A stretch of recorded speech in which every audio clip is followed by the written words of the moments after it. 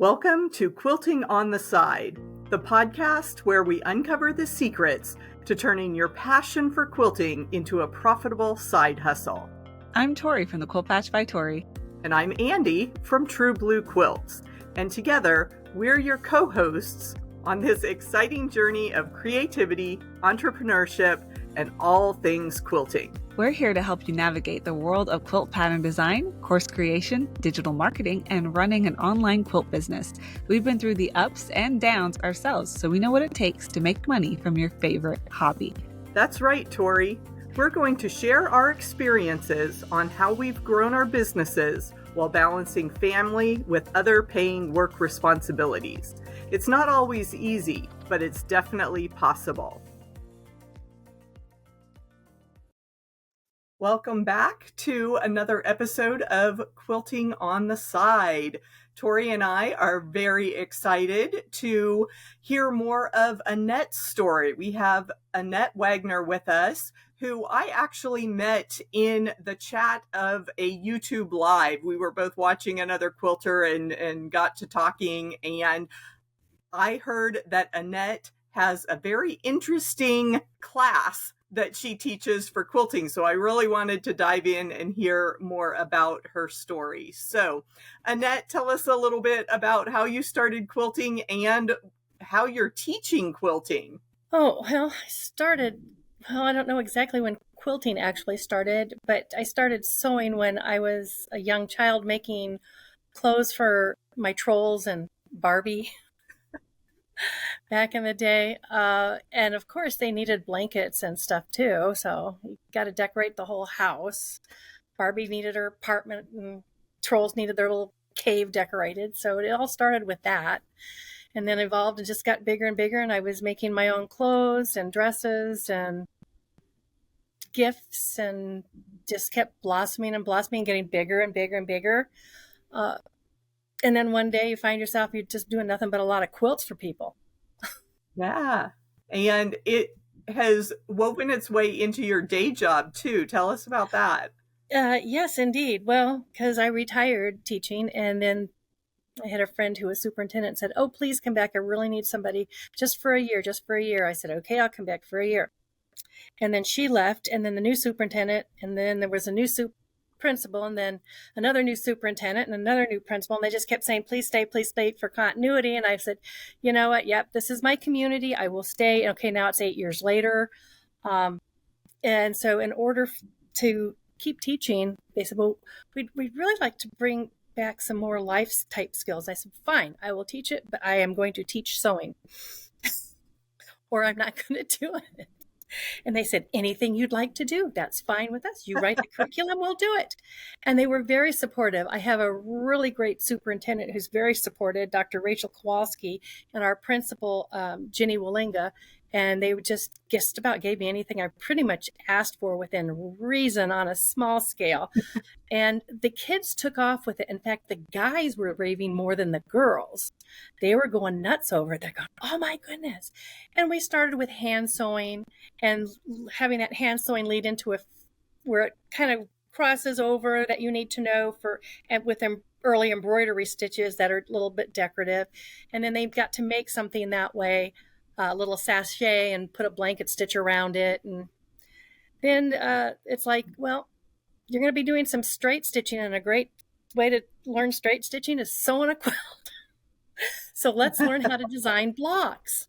So we started with 9-patch and designing. They got to design their own 9-patch, and they thought that was cool. We didn't have enough material for everyone to make it. But from there, we went on to stitching some other projects and putting them together. So they knew how to use a sewing machine, but we started out with 0 sewing machines.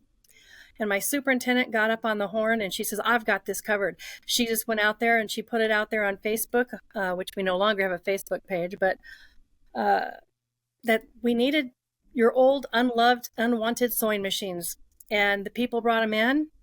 I was able to fix about half of the ones we got. The other half are making a repairman very happy with parts from the 1920s and 30s. But yeah, and I did write a grant to get some more sewing machines and some more supplies. And unfortunately, they sent me a Dear John letter. So I am back to being resourceful and calling the local quilt shops within 100 miles of me, seeing what they can part with.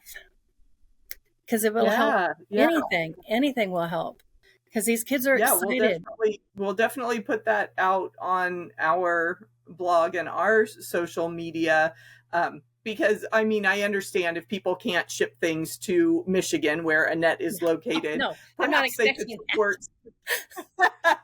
But you know, the quilting community can be quite generous. So you got scraps. I'll buy them.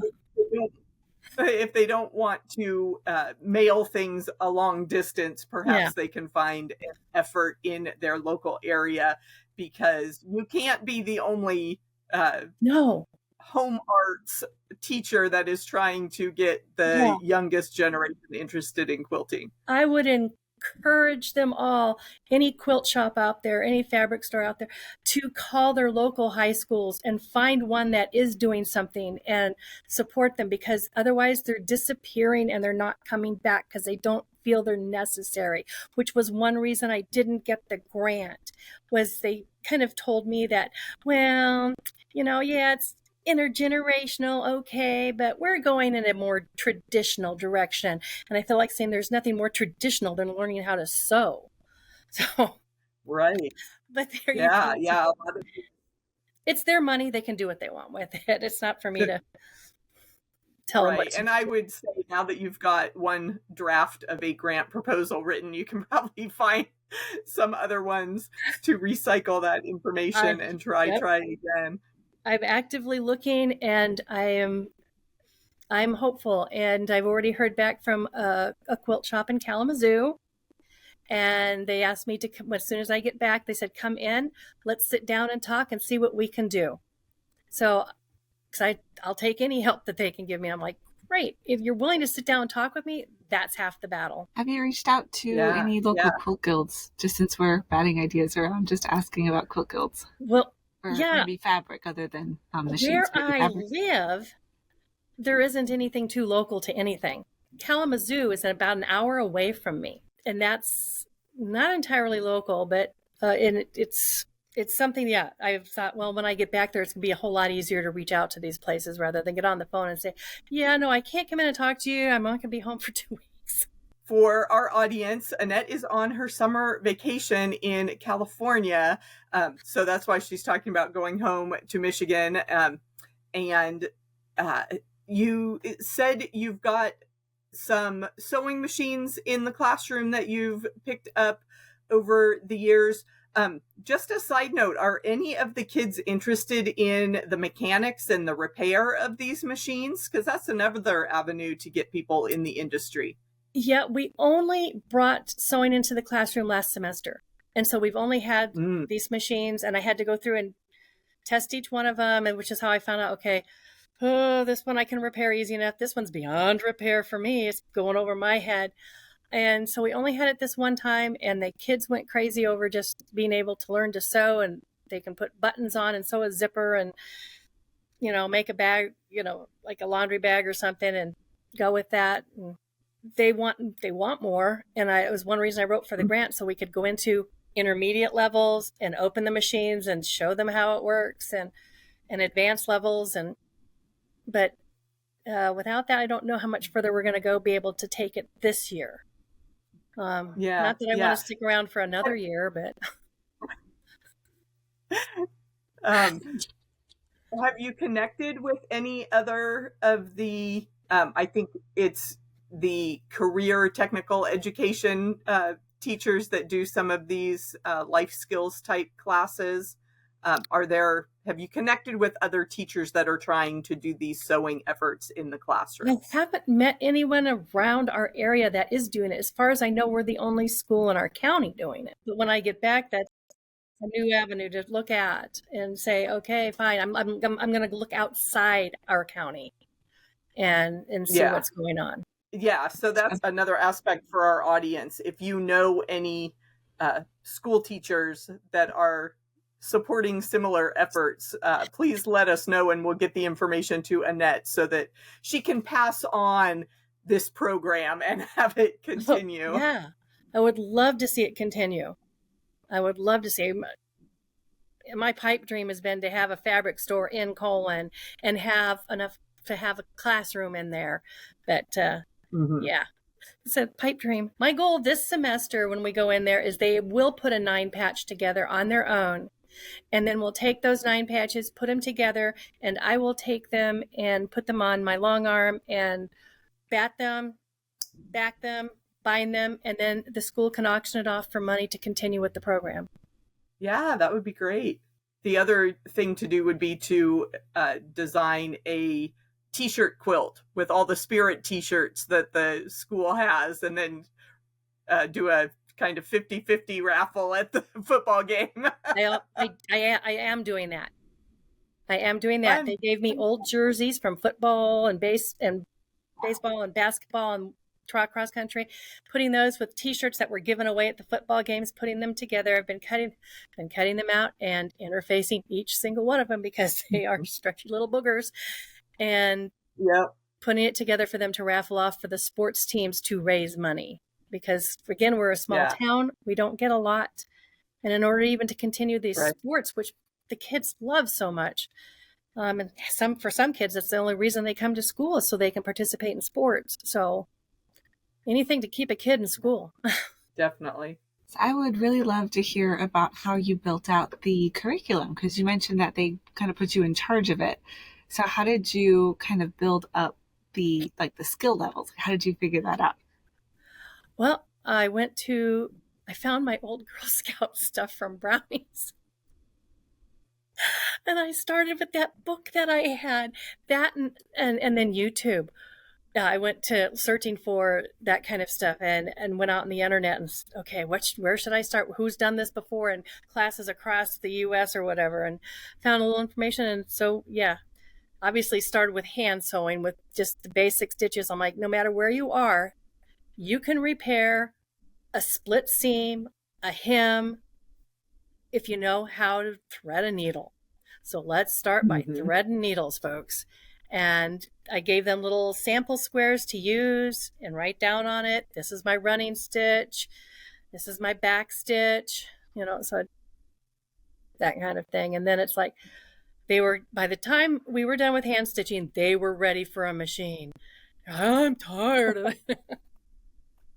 I'm like, good, because I'm going to show you a really fast way. They didn't like threading the needle on the machine. Amazing. Yeah. Oh, I wanted to figure that one out. Everybody wanted the one machine that we had we had 2 machines, I'm sorry, with a threader on it. Everybody wanted, signing up for that machine. So. Oh, funny. And I just think that quilting is so perfect for a school setting like that, because it really is multidisciplinary, because you've got the art of putting the colors and the graphic design of the blocks and everything, and then you've got the math of geometry, the dimensions of everything, and cutting, and translation. Like you said, the boys reflection. They love the right with the geometry stuff. You've got the history of quilting and the different quilt blocks and where they came from and all that kind of stuff. And the boys love the power tool aspect of the motor running off a sewing machine. We did get into the history of it, and we learned the history of Hawaiian quilts and Irish quilts and from all different quilts from around the world, and got into even the history of fabric being on the loom with jacquard. And so I tried to make it pretty much interdisciplinary, because I didn't want them to just chuck it right away. I wanted to say, well, look how many points this touches. This reinforces geometry for the math teacher. Right. Yeah, it sure does. And I did have a little thing that they had to figure out. The points were all there, and they had to draw the lines on the grid and color them the way it told them to color it. And they were like, I didn't think I was going to have to do math in sewing class. I'm like, it involves a lot of math, by the way, folks. Right. Yeah, it always, it just makes me roll my eyes when I hear these very accomplished quilters that have been, modifying their own patterns for years and years, and they say they were bad at math. And I'm like, well, you may have been bad sitting in a classroom doing a worksheet, but you can certainly apply the mathematical principles just fine. Yeah. I told him, I said, well, just wait till you get down to 1/4 inch versus scant 1/4 inch. Get the math on that one right. Yep. And don't forget the 3/8 and the 7/8. 3/8, 5/8, 7/8. And go, yeah, why do we have to work in eighths? I don't know. No, yeah. Just make it a 1/2 inch. It's 5, make it a 1/2 inch. Yep. So do you pre-cut everything for the kids, or are you teaching them how to use the rulers and rotary cutters and all the tools? We did not use rotary cutters this time. Last time. I want to this time. Last time I made them draw a line, scissor cut. So pretty smart for a first time run. Yeah. I was afraid of our rotary cutters becoming like lightsabers or something. But yeah, high school students, those teenage boys well. Yeah, I had quite a few boys myself, so I kind of went, I don't know about this one. Pass that. We'll try the scissors first, see how that goes. And it went really well. I was very surprised how really respectful they were with all of that. And even pens, penning and making sure they were all picked up. And only a couple times the janitor had to tell me something sucked up in the sewing machine or in the vacuum cleaner today. And I'm like, oops, sorry. Get on them again about picking up their pens. Yeah. So I've got one written down that I want to kind of read to you. And we kind of touched on it a little bit, but I'd love to hear your thoughts on it. And I know you've only taught for a little while, but just what you can reflect on. But let me see, what skills or qualities do students develop through quilting that can benefit them beyond quilting? And we touched on geometry, but have you seen anything else that's made an impact? Tolerance for each other and the different levels they have. They were very mindful of that and willing. We complain about their lack of empathy in the world these days. And I will be the first one to tell you, I have seen that in our hallways. But in the classroom, in this particular classroom, I did not see that with them. They seemed more willing to help each other. And rather than to make me run to everybody all around, it's the teacher's problem, let her hand. They said, Mrs. Wagner, I can help him or I can help her. And I said, okay, you go right ahead. If you have any trouble, then come to me. So, and I really thought that was great. They were kind of like becoming a family in there, which is this next time around, I'm actually assigning them family groups. And in the class, they expanded the class to 1.5 hours. So we'll actually get to do some cooking in there. And so some people will be in their family will be doing the cooking while others will be doing the sewing. And then they'll change. And that way I can get to more students easier.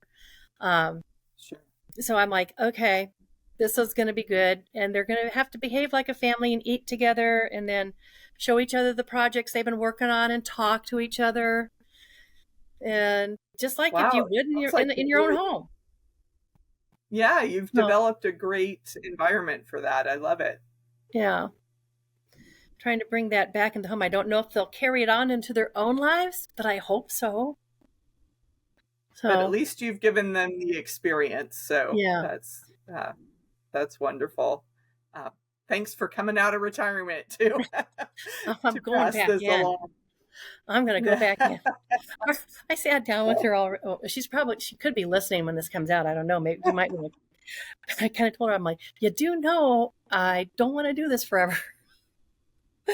I want to retire. Yeah, that's when you need to get an assistant co-teacher and train them up as your replacement. She's working on it. She's working on it. Sure. And I said, good, because I'll be happy to come in and help. I just don't want to do it full time no more. Anything else, Tori, about the public school quilting mix? Well, I'd love to hear, because I know you said it was a pipe dream, but in your head, if you moved this class into a quilt shop, would you keep things the same or would you change things up? Well, they wouldn't be cooking. But I'd kind of make it, I'd just offer the different levels for them, and beginning, intermediate, advanced, and project oriented. Make it a little more project oriented, so that, oh no, I've done that before. I know how to make a ditty bag. Okay. I want to learn how to make a zipper pouch or a pillow cover with the overlapping. And I'm fine. We'll do it I would make it more project oriented for people and their interests, and just put it out there. Here's 3 projects, sign up for which one, and whichever one is most popular, we'll start with that one, Yeah. Did they have a favorite project? Well, they're going to this year. They really liked making the sachets, even though it was by hand. They said they wanted to do it again, and they wanted to do it on the machine instead. And we didn't have enough time. But we're going to there's a quilt shop in, like I said, in Kalamazoo. It's called Quilts Plus, and they're doing a pillowcase to send over to deployed soldiers, to deployed military, and they encourage people to come in and pick out something that says something about home to them, and pick that fabric out. They get a discount, I guess, and they get the pattern, and then you make it and you bring it up to them. So I thought, why couldn't my kids do that? That's really easy. Pillowcase is really easy. In fact, they're the ones that want to sit down with me and say, encourage, like, well, maybe we can make a field trip out of this, and they can come pick their own fabric, each one of them. So I need to talk to her. Okay, what's the deal going to be? Let's talk about this, because it's either going to come out of my pocket or my school's pocket. So, and they don't have deep pockets, and I try to keep that and being aware. And so when I can, over the summer so far, when I see something on really deep discount, I'm online buying yards of it, so that my kids can have some choices. Sure. Yeah, so that is really interesting. My mind's turning with all sorts of collaboration ideas and things. So I know that we have lots of resources in our community. So folks, keep the ideas coming. You can email info@Quilting on the Side, and we'll get all the information to Annette, and we'll just start a network of all these people that are going to teach quilting in the schools. Bring it back. I am so open to anything anybody wants to tell me, because I want to make it so that the kids are begging for it, even when I'm gone, that they beg, you cannot get rid of this class, Mrs. Wallinga, because, or Dr. Kowalski, you cannot get rid of this class. It's the best class you have, because of the class, not because of me, because it's not me, because they enjoy learning these things. Right. Because honestly, they could put a gorilla in my place, and those kids would love sewing.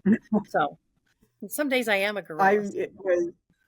No. I was talking to another quilter friend of mine, and she was saying something along those same lines of wanting to have a class for younger quilters. And I said, I think it would be really cool to renovate a school bus and have, 4 or 6 sewing machines on the bus that you could just pull into a neighborhood or pull up to a school for a day and let the kids come on the bus and sew. The only problem is the numbers and the class size. The class size. That's already, my class size is up to 18. Last time it was 24. That's a lot for Last time it was 24, and I told them they couldn't have that many in there. I just can't have that many in there. So, or no, it wasn't 24, but it was 20. It was 20. And I said, and they gave me 18. So far, that's when I left the class size with them. I'm like, please don't give me. Yeah. Has it grown over time? Oh no. And so what is your biggest need in the classroom? Machines, fabric, what keep going. The answer is yes. There isn't anything at this point I would turn down. Even pens, enough pens or clips. Yeah, even that would be useful. Someone said, "Oh, well, I don't need these pens anymore. Here, have my bucket of pens." I'd kiss them. Or Yeah. I bought too many clips and it's too expensive to send them back. I don't know what to do with them. Here, have them. I take them to lunch. But it's not just Sure. the fabric or the machines. It's everything. Needles, Hmm. hand needles, Yeah, for thread. sure. Hmm. Hmm. I know one of your Yeah. things So was if you're cleaning out your sewing room, put a little kit together and we can yeah. I support would love this to be able next for each gen. kid to have their own little kit that they could walk Hmm. away with after class and have to keep using at home. Because our area is one of the most impoverished areas in Michigan. So, Mm. and being close Yeah, to yeah. Detroit, how that can be. So, well, although Royal Oaks is pretty nice, we have, So I'm thinking, yeah, um, like Checker and Brewer, some of the distributors that have lots of those notions and basics. Uh, if any of their reps are listening to the show, that would be a good way to do some charitable outreach for some of the bigger companies to provide these small uh, efforts, and keep that, because we all know once you've been bitten by that sewing and quilting bug, it lasts for your entire life. it, I'm a few years from 70, and yeah, I like how long I've been doing it. I just can't get away from it. I Yeah. can't. I go through withdrawals. Anything else, Tori, before we start our rapid fire? No, I'm really excited for rapid fire. Oh. You Okay. won't be when I'm The done. first, no. The first question we have for everyone, Annette, what color do you struggle to include in your projects? Oh, probably orange. Yeah, that can be a tough one for people to. You either love it or you avoid it. It seems It's like. it's not a color that I intentionally go out and go, I think I'll make an orange or quilt with orange in it today. No, I end up making a quilt with like red and yellow and black, and then orange kind of blends in a little bit, but it's never one I go, no. But red, blues, greens, yeah, pastels, brights, Yeah. but Uh-huh. orange, it's hard. I've never thought about just going out and say, I think I'll do a great big old orange quilt and blend some other colors in. It's always been the other way around. Yeah. Yeah. Orange seems very specific for fall and pumpkins. Then I have no problem. So do you prefer yardage or pre-cuts?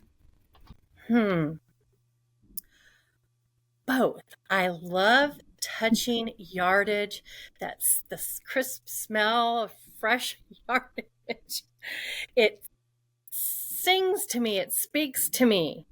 But I'll tell you what, I'm not gonna lie. Cotton cuts has made me addicted to those pre-cuts. Yeah. Because when I hear pre-cuts, I'm thinking jelly rolls, layer cakes, but Cotton Cuts takes it all the way to here are your pre-cut triangles ready to Yes. sew into a block. So I know it goes so fast. I'm like, oh, dang, yeah. I need somebody to do all my cutting. Yeah. Yeah.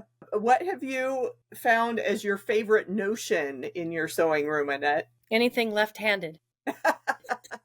So what is the most rewarding part of your teaching? So I don't change it. Usually we ask your business, but you're not a business. So what is the most rewarding part about I do teaching sell quilting? quilts on the side. Oh, you do? Oh, awesome. Haven't had much time because I'm working full time, but yeah, my husband will tell you any free time I have, it's where he finds me. He goes, I was looking all over the house for you. What? You didn't know where I was? He goes, well, I kind of did, but I thought I'd look everywhere else first just in case. Okay. It's the teaching. It's those aha moments. You see the light bulbs go up over their heads, metaphorically. They don't really have them that pop up, but you never know in Cole, and I have to, it's the magic capital. So, and they give you those big wide eyes, like, I get it. And I'm like, yay. And for me, the most rewarding thing is when people say, oh my gosh, how do you do this? I say, oh, it took a long time and a lot of work. So maybe I should add $10 on it. For sure. Or the most rewarding is when they tell you, oh, well, that's too cheap. That's too cheap. I have to, you need to take more than that from me. And I'm like, okay. Yeah. If it makes you feel better, I'll take it. Yeah. Where are you from? This can be a person or something else in the world. Where are you finding inspiration these days? Oh my goodness.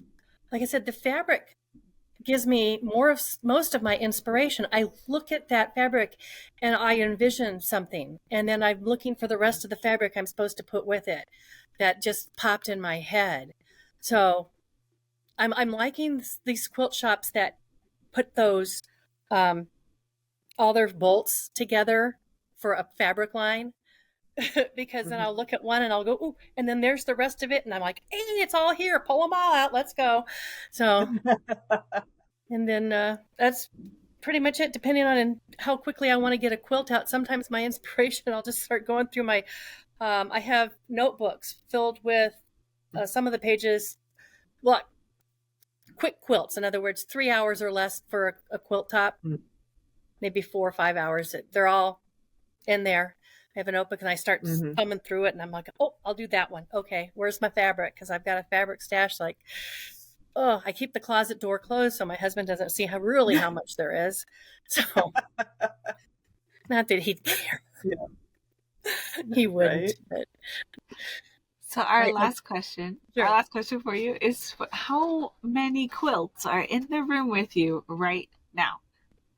Well, if I move to the door behind me, I would have 2 unfinished quilts with me in the room.